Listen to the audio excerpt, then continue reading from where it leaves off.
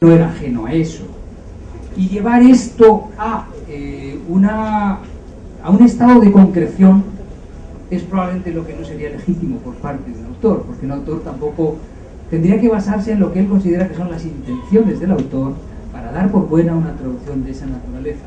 Sí sabemos, sin embargo, quién era el público que asistía a las representaciones de Shakespeare. Y desde luego figuraba normalmente entre lo más bajo de la sociedad, porque los que sostenían el teatro eran precisamente los trabajadores más humildes de Londres. Incluso el teatro mismo era pecaminoso, estaba fuera del propio Londres, porque así estaban fuera de la jurisdicción de las autoridades de Londres y no les podían someter a, podríamos decir, a una serie de exámenes respecto de lo que estaban haciendo. De manera que eso era parte de lo que nosotros podríamos decir que era el problema. Pero también nosotros podríamos decir, ¿esto lo hace realmente porque le interesa como creador hacer algo semejante? ¿O lo hace como un guiño hacia estas personas, digamos, de condición social humilde, que están acostumbradas a pensar que convento no es un convento sino esta otra cosa? Por cierto, una época en la que ya no había conventos, de que ya no había conventos en Inglaterra, se habían suprimido. Es decir, pensemos que eso también es una cosa importante, porque en ese sentido también lo que le está diciendo es vete al pasado. Es decir, tú no eres de este mundo, tú eres una persona que no está ya en este mundo, de manera que se nos ramifican las complejidades de lo que pudiera ser, y yo desde luego no me atrevo a dictaminar nada más que en el sentido en que Nunnery normalmente es, en las ediciones de Arden Shakespeare, pues probablemente tenga 3 o 4 páginas de acotaciones para establecer precisamente qué es lo que quiere decir Nunnery, pero eso pasa con casi todo Shakespeare. Hay en las ediciones de Arden hay 2 tipos de notas, o 3, unas textuales más sencillas o más complejas, depende del grado de deterioro del texto, otras explicativas, y de repente aparece una nota que dice, bueno, esto lo explicamos al final. Entonces al final esa nota se convierte en 7 páginas. Eso es habitual, pero claro, la industria inglesa y americana, todos estos años de erudición y de trabajos en torno a la transmisión textual de Shakespeare han hecho que desde luego el resultado sea verdaderamente impresionante. Sigo un momento, pero desde luego invito a todo el mundo que quiera preguntar, si hay algo que cree que debe preguntar. Me interesaría dialogar sobre lo que estoy diciendo. ¿Perdón? Que las escriban esta noche y las traen mañana. Que trabajen esta noche mejor. Molina Foy se va a la fuente y utiliza otro lenguaje propio y contemporáneo. Aquí me había quedado y me gustaría que recordemos esto. Menos que la corrección del castellano, menos que la corrección del castellano le importa el buen sonido, la calidad poética y el ajuste al original. Y yo aquí lo que quiero decir es que estamos en un terreno muy resbaladizo. Solamente puede hablar de buen sonido, calidad poética y ajuste al original, de las 2 primeras por lo menos, y de la tercera, con matices, alguien en cuyo buen sonido confiemos y en cuya calidad poética creamos. Lo cual, a su vez, nosotros tendremos que decir está sometido a plazo. Una traducción de Hamlet del Duque de Rivas o de cualquier romántico hoy a lo mejor nos parecería rimbombante o exagerada, o desde luego no nos satisfaría. Dice, los coloquialismos abundan. Dice, arramplar, tiene la negra, es decir, tiene mala suerte.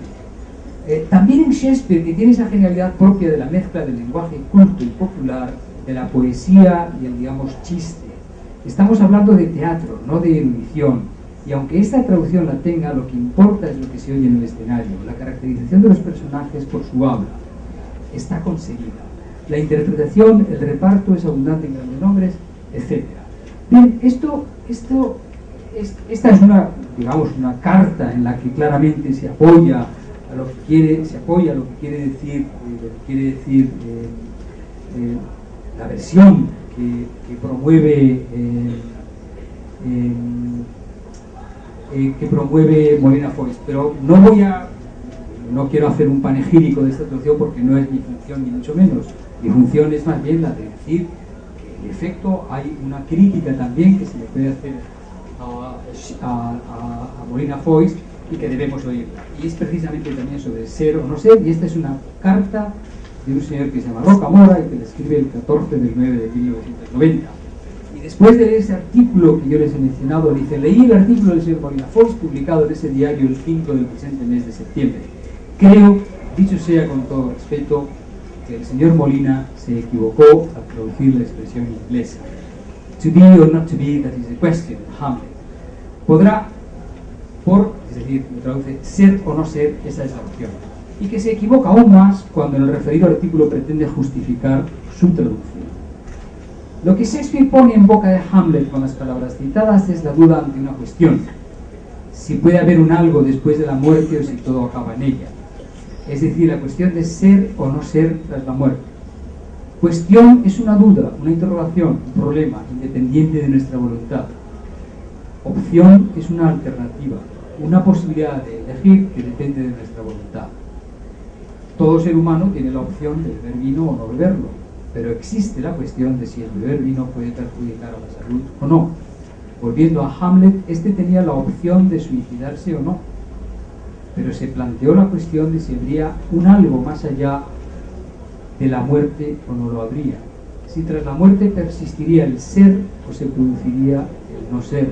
Esto, repito, no era una opción, sino una cuestión. Esta es una de las muchas y la traigo aquí simplemente como ejemplo. Yo no creo que arregle nada esta carta. Sinceramente, creo que tanto la opción o la cuestión, él mismo viene a decir que la opción es seguir viviendo, ¿no? De manera que perfectamente estaría justificado el seguir diciendo la opción para este caso. Bueno, todavía nos queda tiempo, ¿no? Nos queda tiempo y quería hablar de algo muy diferente ahora, porque esto es, podríamos decir, literatura canónica. Y me gustaría pasar ahora a hablar de algo que no es literatura canónica, sino que es literatura infantil. Literatura infantil, no sé si conocen estos aquí en Perú, en España son muy populares los cuentos ilustrados de Quintín.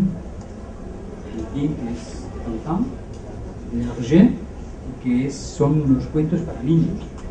Realmente esto es lo que se lee entre los 8 y los 14 años o algo por el estilo.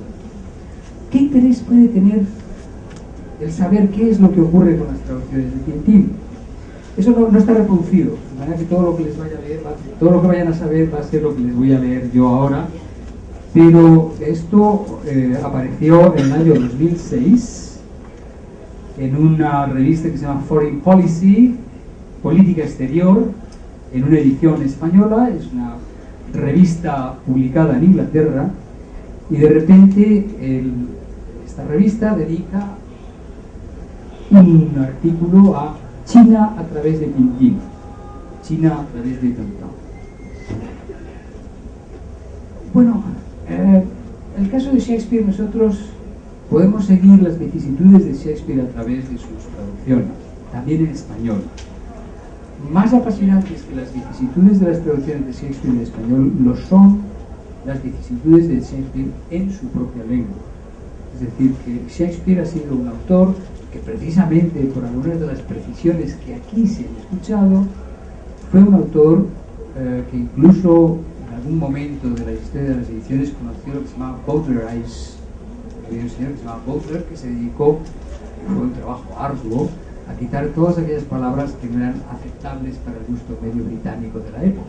Y ha quedado como verbo to Bowdlerize, es adaptar algo para que lo pueda oír todo el mundo y que por lo tanto se pueda decir en sociedad sin ruborizarse, no con esas palabras que normalmente a cualquier hablante moderno, quizá porque le haya jugado una mala pasada a la historia de la lengua, a esa misma obra, haya podido cambiar de sentido, incluso aunque no lo previera el autor, hoy sea una palabra más sonante.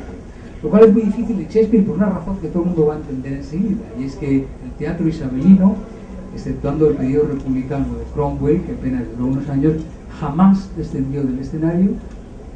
Por lo tanto, un gran número de palabras y de fraseología que se asocia a las obras de teatro de Shakespeare es de conocimiento común para todo el mundo, porque no ha dejado de representarse jamás.